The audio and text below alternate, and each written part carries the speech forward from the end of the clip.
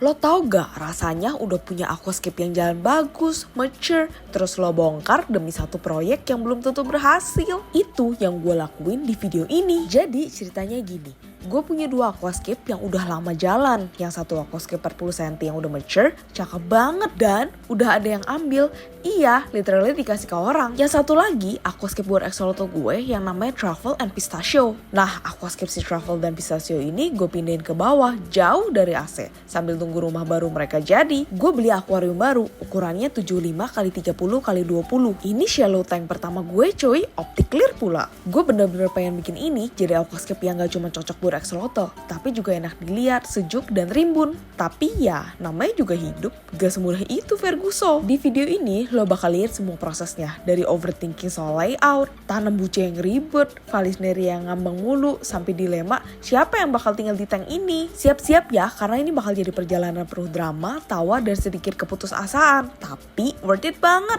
Sebenarnya udah lama gue kepikiran buat upgrade si aquascape axolotl ini. Tapi lo tau lah, kadang ide tinggal ide, antara gak sempet, mager, atau kelamaan mikir konsep. Tapi akhirnya gue putusin buat jalanin juga.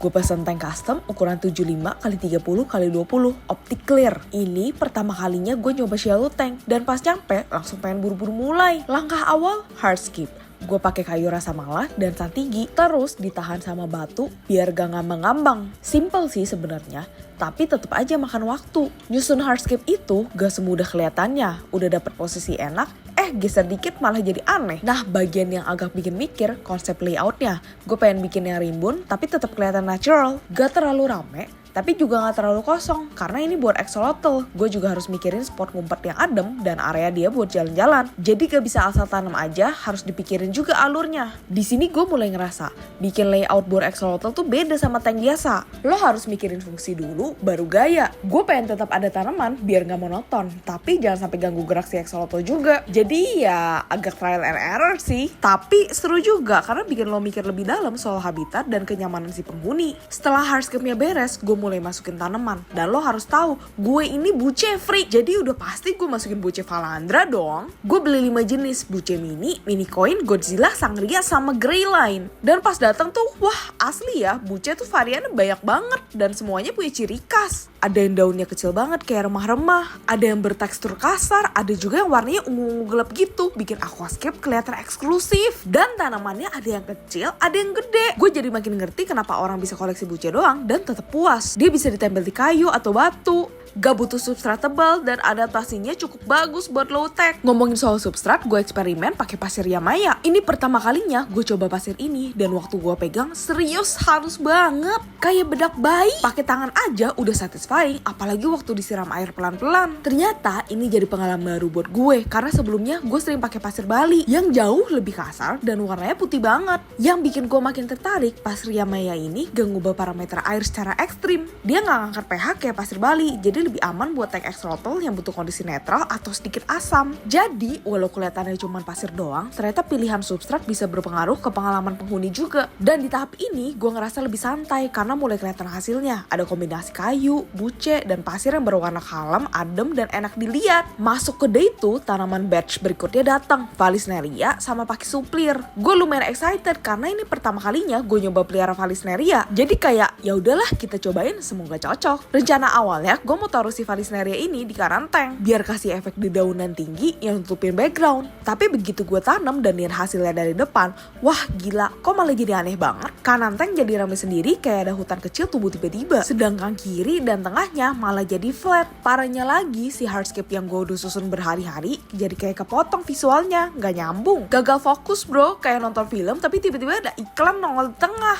Terus karena Vallisneria yang gak punya akar yang kuat, gue coba iketin dulu ke batu karang pakai benang biar bisa ditenggelamin rapi. Sampai-sampai benang gue habis dong. Klasik banget sih, lagi semangat-semangatnya malah mentok di detail. Tapi ya udah tetap gue testing masukin, siapa tahu cukup berat. Untungnya cukup berat. Jadi gue tahan-tahanin dulu deh sama look aquascape gue yang masih awkward banget. Besokannya benang baru datang. Tapi daripada ngulang metode yang sama, gue nyobain trik baru. Gue pakai sponge dan partisi bekas tutup akuarium. Sponge-nya gue lubangin, terus si Vallisneria dimasukin ke situ, nembus ke sponge. Nah sponge-nya gue lem ke partisi, terus buat pemberatnya gue lem batu di depannya sekalian buat estetik.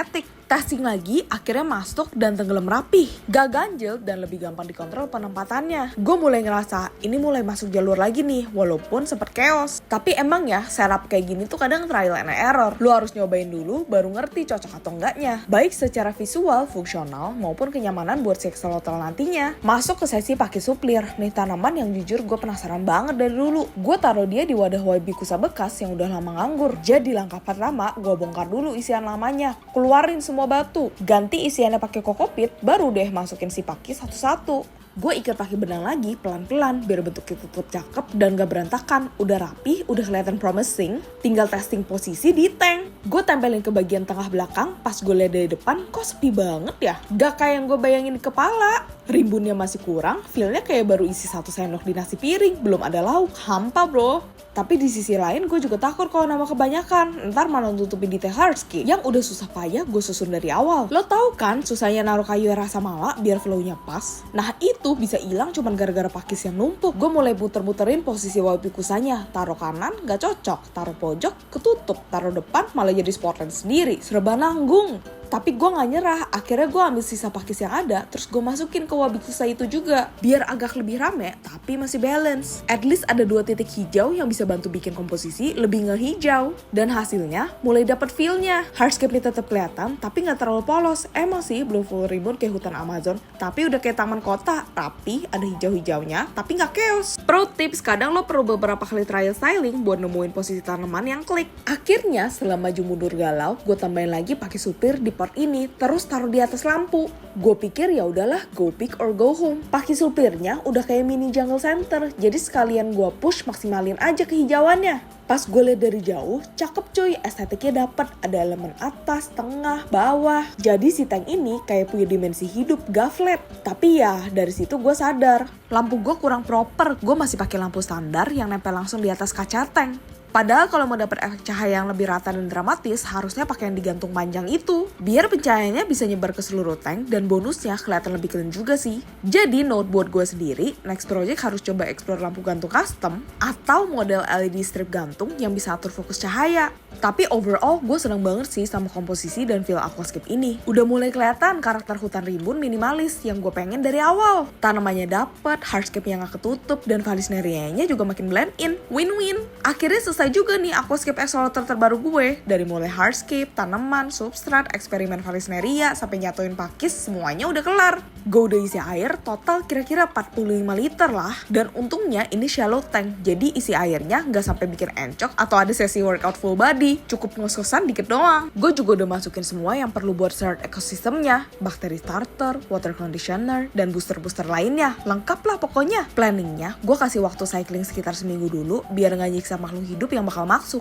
Nah, masuk ke minggu pertama, gue mau tes dulu pakai udang-udang kecil. Kalau udangnya aman, jalan-jalan santai, dan gak metong mendadak, baru deh minggu kedua gue mulai trial masukin si axolotl. Tapi di sini muncul dilema terberat. Siapa yang masuk duluan ke tank ini? Travel si axolotl lama gue yang karakternya pemalu dan agak mellow, atau Pistachio axolotl Sherbadi Marble gue yang baru, yang honestly lebih aktif dan pemberani? Duet berdua atau satu-satu dulu? Tapi kalau masukin 2 langsung, takutnya stres atau ada dominasi. Karena walau axolotl kelihatannya slow, sebenarnya mereka bisa cukup teritorial dan gak suka berbagi space, apalagi kalau beda karakter. Sementara si Truffle udah setahun tinggal sendiri dan agak gampang panik. Yang satunya kayak main aman, dan yang satunya kayak gas terus. Gue jujur masih bimbang. Gue pengen mereka berdua punya tempat yang nyaman, tapi gue juga gak mau gambling terlalu cepat. Jadi ya gitu, akhir dari aquascape-nya udah mantep. Tapi dilema makhluk yang bakal masuk ke dalamnya justru bikin gue pusing. Kira-kira kalian tim Truffle duluan atau langsung duetin berdua? Atau tim Pistachio? Drop pendapat lo di kolom komen, bantuin gue mutusin nih.